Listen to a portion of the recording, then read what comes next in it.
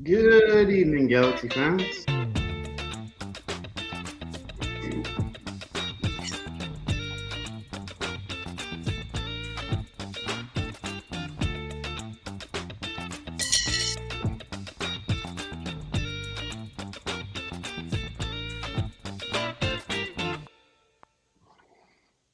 Good evening, everybody. Hello, Galaxy fans. Well, I know you're doing well. And speaking of doing well, I have my co-host here. He is the beat writer for the Galaxy, for the striker. Say hello to Alex Ruiz. Hey everybody, nice to be here. Finally, first win of the year, so different vibe in the podcast room right now. I'm excited. We get to be positive. I'm so excited. I didn't even get to do my intro. My name is Mike Gray. I cover the Galaxy and LAFC for the Striker. So, hello. Hope you're all doing well this fine evening. I'm doing great. We got a lot to cover today. We got to dive into that 3-5-2 formation. The Galaxy got their first win of the season. That's amazing. The vibes are amazing, but before we get to the fun stuff, we do have to sort of summarize the atmosphere, which was not good. I was talking with some of our colleagues, Alex, about this, and it seems that with every passing match, it seems that we're getting a little more personally invested in the boycott. And what I mean by that is the atmosphere just wasn't good at all, and it, at times it leaves me speechless at a loss for words because it's painful to watch the Galaxy perform basically in front of a crowd that is just it's nothing anywhere near compared to what you see at an LAFC game, and it's stressful. Alex, your thoughts? Yeah, I think every game that, like you said, that passes, you kind of notice it a little bit more. And I was kind of watching the Apple TV broadcast today, and like it's extremely noticeable. Like when the Galaxy have corner kicks and Victoria Block is empty, like you see that, and that's the first thing that pops out to you rather than the play on the field. And I think it was maybe like around 18,000 was the capacity that was announced. So the attendance announced, excuse me. So it was definitely a different atmosphere, and obviously, I mean, if you're the Galaxy, you'd like to get a win in the full stadium, but unfortunately, right now because of the boycott, you're not getting that experience, and you know, it is what it is right now, and it's just a little bit of kind of maybe something that kind of knocks down a little bit of the night. Sure you get the first win and the team looks really good, but at the same time you're not playing in front of a full stadium, and the atmosphere is definitely a step down compared to last year. Well, Cosmo, he's my bud, but it's jarring when I'm sitting there with my notes game, and all of a sudden you're that like thwack, thwack, thwack. Yeah, there we go. If you're watching the games on the broadcast and you haven't been to the games, that's Cosmo hit just smacking it a bunch of times, and it's just that's a substitute for the ACB and the Riot Squad and everybody else. I So feel it's bad kind for of a the bummer. people who have like the seats right there too, because like it's just Kaza right in front of you, just banging it and making that noise. So I don't know if they like it or not, but I personally would be pretty like I'd get ticked off every time he'd do that personally if that was me. But it's definitely quite a way to make some noise in the stadium. Well, yeah, regardless of how you feel about the boycott, we both just want to be some sort of resolution. Chris Klein, he's an executive who's at the end of his reign, and the Galaxy are a club who haven't figured out how to sell to, again, the boycotters and everyone that, that he's not untouchable, that he's someone who's, but he's someone who is responsible and just like the rest of us. So, yeah, it's interesting. And then, so we'll keep talking about that. Let's move on to the game because uh, it was exciting for the Galaxy season. We call it the Striker Derby because the Galaxy and Austin, those are two of the big teams that the Striker covers. But it was the first minute of the game, you had Owen Wolf creating a chance on Austin's end, and then they dump the ball into the box. Klinsmann throws it to Tyler Boyd, and Joveljic almost gets on him at the end of a header. And it's interesting because when we got to the press box, you were so excited. The first thing you said to me was the 3-5-2, and then the first thing I actually said to you was Tyler Boyd. maybe this is going to be the chance for him to sort of make more of an impact, and he did. Yeah, and I think it was so interesting because sure this was like a 3-5-2, right? But at times they changed into a 4-4-2 shape. So it was definitely very versatile in how they wanted to attack. If they wanted to be a little bit more conservative, 4-4-2, go for it. Once they're in possession and they're attacking in the opponent's half, 3-5-2, like that's how it is. And it's so interesting to see the positioning of Tyler Boyd because he's a player who likes to start from outside and run in. He's that kind of player. He tends to get the ball a little bit more centrally than he does on the touchline. So it was definitely cool to kind of see him be more involved in this game. He was definitely one of the best players when it came to, breaking through lines and attacking Austin's back line in the wide spaces. And that was where the Galaxy really tried to create their chances with, Boy going outside, a cut back into the box, and hoping somebody would get on the end of it. And unfortunately, that didn't, they got all the way to the last step, the final action, but couldn't complete that. So it was good to see kind of the Galaxy evolve in that way. I thought the 3-5-2 was really good in utilizing Julian Aude and Caligari. I think those two are such studs. I mean, these guys are like 20, 21, very young players, and they're very smart. And that's something I think Vanney really emphasized when talking about Caligari, how he's a guy who can read the field and he knows what is ahead of him. And he's not somebody who's going to rush into tackles. He's not like Julian Araujo, who was at the game last night, who's going to just run up and down the field and kind of just be all over the place. Caligari's a little bit more composed. He knows where to be, he knows where to position himself. And I can say the same thing with Aude. I mean, he looked really good out there. He replaced Raheem Edwards in the starting lineup, and he looked a lot better. And you could tell that he has been molded to be a defender since he started playing professionally. With Raheem Edwards, he was an attacker at the start of his career, and just until a year ago, he really became a full-time defender, left back. So you can kind of see the difference in between Raheem and Aude, and I think there's a lot of positives from those two. And I think Galaxy fans should be excited for what they're going to bring in these next couple of games. Yeah. When Vanney, deployed this year 5-2, there was a lot of question marks. He should have deployed it sooner. But I think that we need to give a lot of credit to Vanney because this is the first time, really, this is the first game where he had all the personnel required for it to work. You had a healthy Chicharito. You have a settled Caligari, who you praised and Vanney praised, and now I'm going to praise. He's living up to his billing as a young fullback who's got national team experience with Brazil, 80 appearances with Fluminense. And again, he's one of the reasons why the Galaxy can attack both centrally and wide, which, by the way, we got to give Tyler Boyd a lot of credit for that. And yes, when I became convinced that the formation really began to work was when I looked at Julian Aude's heat map. It's very interesting because if you look at the average positioning, you have Brugman, Puig, Chicharito, and Joveljic all lined up like one right behind the other. It's almost as if they're all like on a canoe or something, right? And by doing that, they're entrusting Aude with the left flank.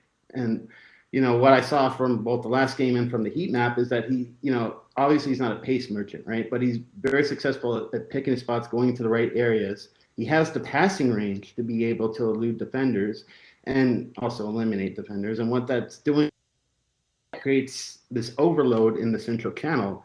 And you saw that in the first goal. Yeah, and I think that was amazing, being able to kind of have those numbers pick up and being able to kind of take advantage of that. I think we saw the build up in that entire sequence that led up to the first goal. Like they were just passing around each other, kind of opening the spaces. They're taking advantage of, Austin playing in their own half. They didn't look like they wanted to attack and get forward. And, they took advantage of Austin's mistake of being not able to kind of pause the Galaxy momentum. And they kept pushing forward and pushing. And you had Joveljic with that excellent pass to set up Chicharito. And I mean, those two played really good the other night. They were just really good, learning from each other's movements, kind of knowing when to pick their spots, where to run. And it was so interesting because it was always the one. It wasn't like they were playing exactly next to each other. There was always one up top and one a lower B underneath the other one. And I think that's so important when you're playing this two forward setup because it allows for somebody to kind of take in those central spots and they know who's going to be in those areas, making those runs to the near or the far post. And somebody else is just going to be there kind of trailing behind for the cutback pass, which, is one of the easiest chance creation mechanisms in the game. So I think it was really interesting to see those two kind of combine for that goal. And it was great to see Chicharito on the score sheet because, again, he's going to be extremely important for this team's success this season. And I think he's ready to kind of go all out, even though this team is in a bad position standings wise. Like he is mentally prepared to go through this long process, and he will do everything he possibly can to help this team get a championship. And I think Galaxy fans should be ecstatic that he's on the scoreboard because right now, from what we've seen this season, he's like their most important player. Everything has changed since he's been on the pitch. The Galaxy looks a lot better in attack. They seemed a lot more. I wouldn't say more cohesive as a unit, but it feels like everybody knows what they need to do. And Chicharito having the captain's armband, being one of the longer tenure players here, like everybody respects him, everybody knows him, and he kind of raises the bar and the level of this team and the players around him. So I think that's a really really good sign if you're an LA Galaxy fan. And again, he's the most important player on this team in my opinion. Yeah, I mean, you had Tyler Boyd, who again allowed the Galaxy to play both centrally and from especially from a wide area. But you're right, the Galaxy dictated the game. They had over 60% possession. I believe they had advantage of shots to goal, 8-2. They were consistently able to break through Austin's lines. They were able to beat defenders. They were able to create chances. They were able to create clear cut chances, which is something we've all been waiting for. From my count, they had 4 to 5. Funny enough, the expected goals was actually Galaxy scored 2 goals and expected goals was 1.98. So there you go. They actually earned those goals, and yeah, they were pretty phenomenal. We have a colleague, Ian Quillen, who writes at the Striker, and he had an observation that to have two forwards in a 3-5-2 and to have it work, you got to have one person who's sort of behind the last defender like Keith, and you also have to have a workman like defender, someone who's doing everything they can to cause chaos. And from that perspective, I thought Jovic had a mixed performance. He had an amazing assist on the goal, right? But one of his weaknesses is he's not the most prolific in terms of being a creator in the box. And this might lead into the incident at the end of the game, but he was having kind of a frustrating game, and it's not that he was bad, but with Jovic, maybe he raised expectations last year by just having what was almost a mythical kind of form where he was just scoring every time he went out on the pitch. Maybe we've been expecting too much from him this year because he goes every time he's on there, we expect something from him, and it might be getting to the point where we have to start to question Jovic a little bit and say, uh, is he bringing enough to be in the starting lineup every week? Yeah, I mean, we can all agree that Jovic this season just has been a bit of a frustrating watch. I mean, we know the potential and how good he can be, and we saw that in like less than 1,000 minutes. He had like 11 goals, right? Like he was incredible in that season. But him getting the starting reins, being able to kind of be the guy up top, it's just been really frustrating to see him just not be able to kind of take those chances. But also the fact that this team really struggled at the start of the season to get those chances, those clear cut chances, and make it easier for Jovic to kind of have those opportunities like Chicharito's goal. Like that's a one-on-one opportunity. 9 times out of 10, he's gonna put that away. And during the first 5 games that he started this season, I don't remember a single opportunity that Jovic had like that. And I think that's really kind of part of his frustration, because like he's doing everything possible he can. His teammates aren't giving him service. He's a guy who's on the Serbian national team radar. And again, it was great that he got called up. But if he's gonna get called up, he needs to score goals. And if you're a player like Jovic, who's not in Europe, who's very young, playing in MLS, and you're struggling to get goals, and again, your playing time is also very limited because he was one of the first subs to come out.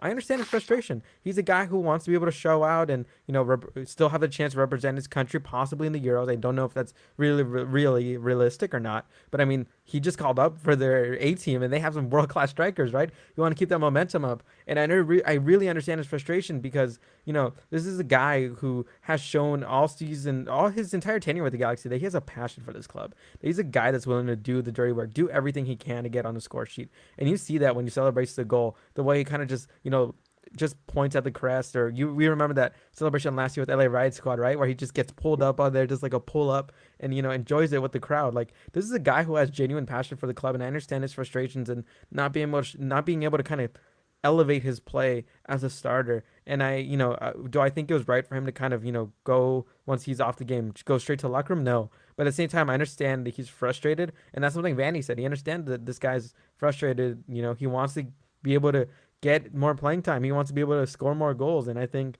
that if you look at it that from that point of view, it's not like him being excuse my language, like an ass to the team or anything, or like kind of being stuck up or anything. He just really has that drive and competitiveness to kind of win and being able to kind of do everything to raise his stock as well. Because again, it's not just for him for the Galaxy, but his national team as well. And I think that's some component of the season that he's really going to try to hone in on is stay on the radar of the Serbian national team. Yeah, I don't have a problem with it at all. You could see the frustration just boiling, and then I think the last straw might have been when Ricky scored the amazing goal.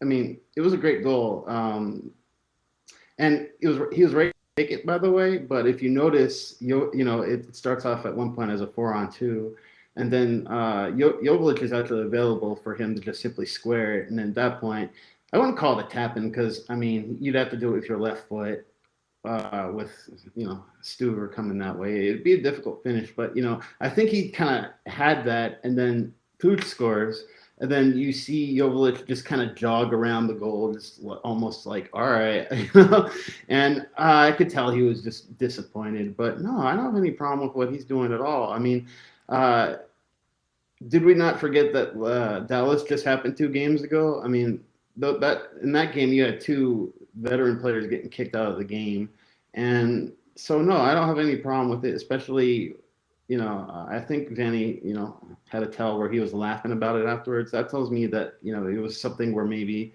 at the end of the game maybe it cooled down a little bit. And nah, I was very critical of how Vanney handled Costa because Costa just did some unforgivable. He did an unforgivable act, and then Vanney tried to sort of cover for him. I'm totally fine with. I'm totally fine with him. When he lets the players just sort of express themselves and explain themselves, I think it works a lot better. Because when he says he was pissed, I mean, I totally get that 100%, and I understand. So, Douglas Costa.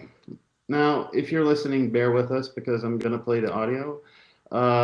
It's a bit choppy. It's just this platform that we're working on, but yeah, it was a very interesting reaction. So let me play it.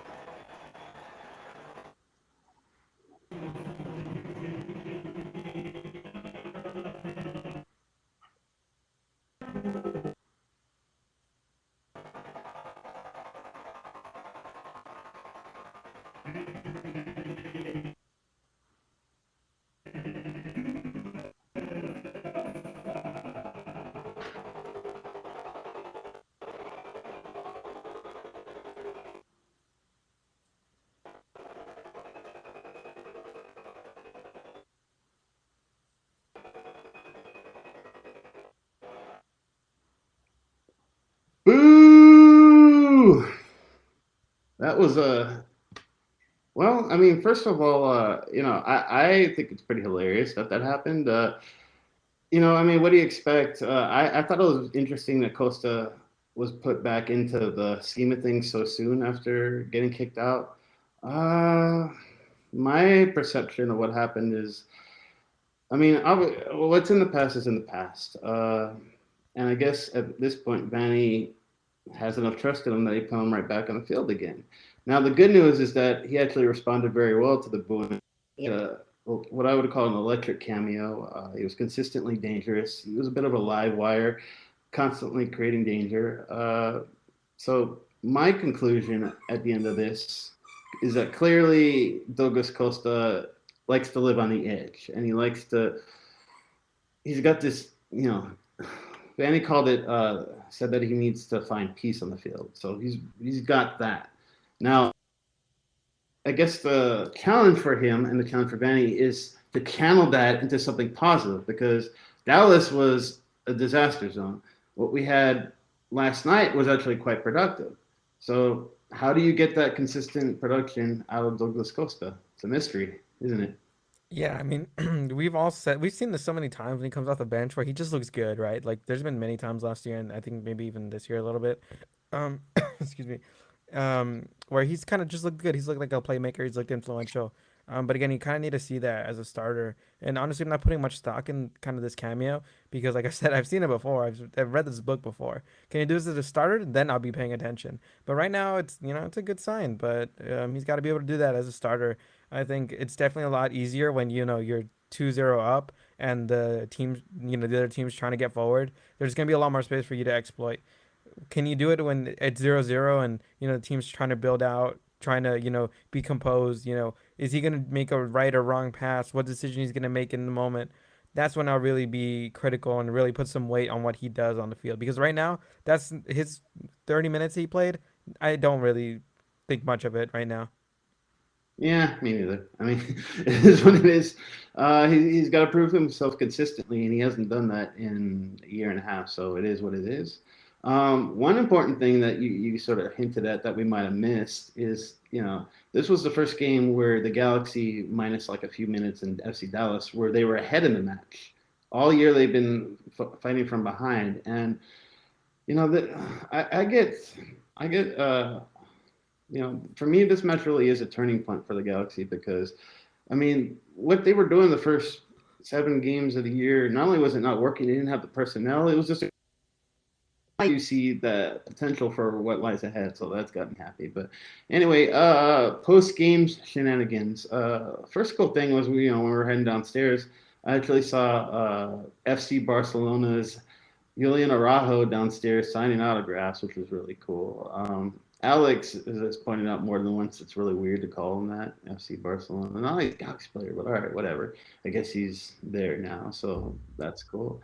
We heard from Keach, we heard from Ricky Puig, our buddy last word on soccer. He kind of messed up because he asked Chicharito a question about he was asking him if he had found the fun again, and Chichi's response was first to thank him for answering the question, and that's where he messed up because if Chicharito thanks you for asking him a question, you're getting an extended cut.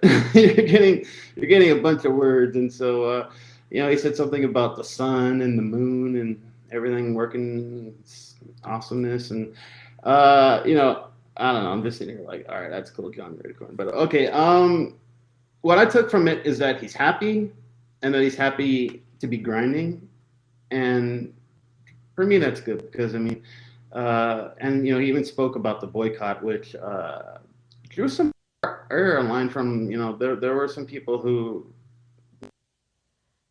and what I want to say is that even though the players, you can tell them that they're not that the boycott's about Klein and that it's separate from them, but that doesn't separate them from playing in front of an empty stadium. And so I saw that as really, if anything, Javi, the boycott and saying, hey, we're the Galaxy. If we don't perform well, we're going to play in front of an empty stadium. And so that's what he was saying, not necessarily so much that the boycotters are, taking it out on the players. So again, why are we always talking about this? I just want to kind of get over it. But that's the thing we're stuck with. Even when the Galaxy win, we still have to parse our words and put everything in perspective. And I'm kind of tired of putting everything in perspective. I just want a thing to be a thing. I want this boycott to be over. I want to be able to say whether the atmosphere is good or bad, and not just nuance and so on and so forth. So yeah, it's frustrating, but it is. So Yeah, I think my best favorite part of like the post game start of the post game stuff, excuse me, was Ricky Puig when he was asked because he got a yellow card and he's gonna miss the next game in Orlando for yellow card accumulation. He was asked about his foul because it happened very early in the game. He stepped on Maxi Rudy's foot, and Chris Pensa immediately took out the yellow. And I think when I forgot who asked the question, but while they were giving the question, he was biting his lips. He was ready to respond. You could tell in his face he was ready to go off, and he did. He talked about how the ref, and he's not gonna pay attention to the ref or give him more attention that he needs. But definitely he was talking about him needing to be able to kind of see that the refs are improving. Talking about how if the refs have a meeting every week, they should be getting better, right? So I think it's definitely interesting to hear from him about that. He gets fouled very often. That's true. He's a very technical. He likes to dribble, and he's going to get fouled often. And also too, the consistency of what's the yellow and what's not. That's something that he brought up as well. So again, it'll be interesting to kind of see this Galaxy team without him next week. I think we'll probably see Memo Rodriguez finally play as a central midfielder, where he's played his entire career and not out wide like he has this entire year. So we'll see what happens in that department. But it was definitely interesting and pretty neat to see Ricky kind of most of the time he kind of gives a little bit of those shorter answers.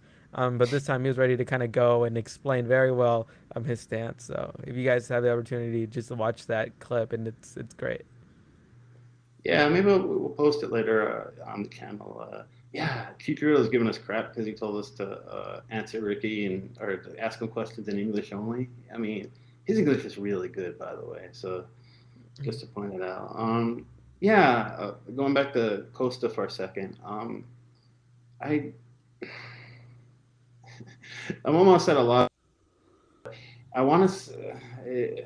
There was an incident towards the end of the game because when he came in, I was kind of laser focused on him. I wanted to see his body language. I wanted to see.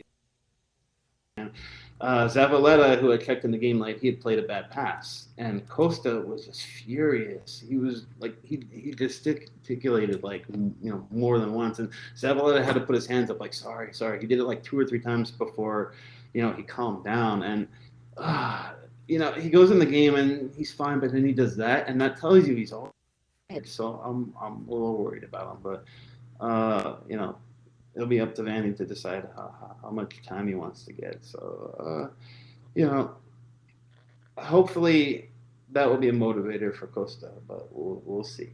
It's a long season, and speaking of long, it's 7 o'clock, so looks like we gotta go. Sadly enough. My name is Mike Gray. You can find me at the striker analyst, and tell me you can find me. Alex. You can find me at the striker and on Twitter at ALXR15.